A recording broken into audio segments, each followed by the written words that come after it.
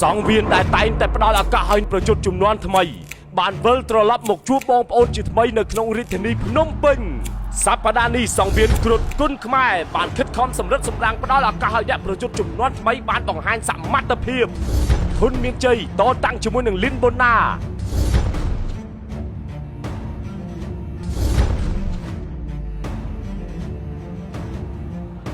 ចិត្តសុភីត្រូវប៉ះជាមួយនឹងហិតសុភាព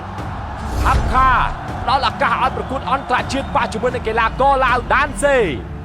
ទីហ៊ានខ្នែកតាន់ផាន់ផាណាតត្រូវឡើងមកតតាំងជាមួយនឹងកីឡាករអាហ្វ្រិកខាងត្បូងលីកហាងយ៉ាជួបគ្នានៅថ្ងៃអាទិត្យទី15ខែកុម្ភៈឆ្នាំ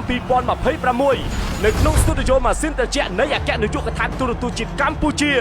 ផ្សាយផ្ទាល់ចាប់ពីម៉ោង 5:30 នាទីល្ងាចតទៅនៅលើកញ្ចក់ទូរទស្សន៍ជាតិកម្ពុជា Page Facebook YouTube ផ្លូវការរបស់ទូរទស្សន៍ជាតិកម្ពុជា Page VBL Sport និង Page VBL កីឡា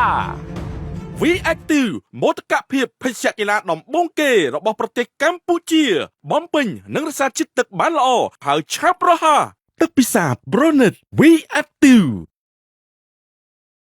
បរិសុទ្ធស្រស់ស្រាយគ្រប់ពេលវីកូឡារសជាតិនៃមោទនភាពជាតិ Our Cola Our Pride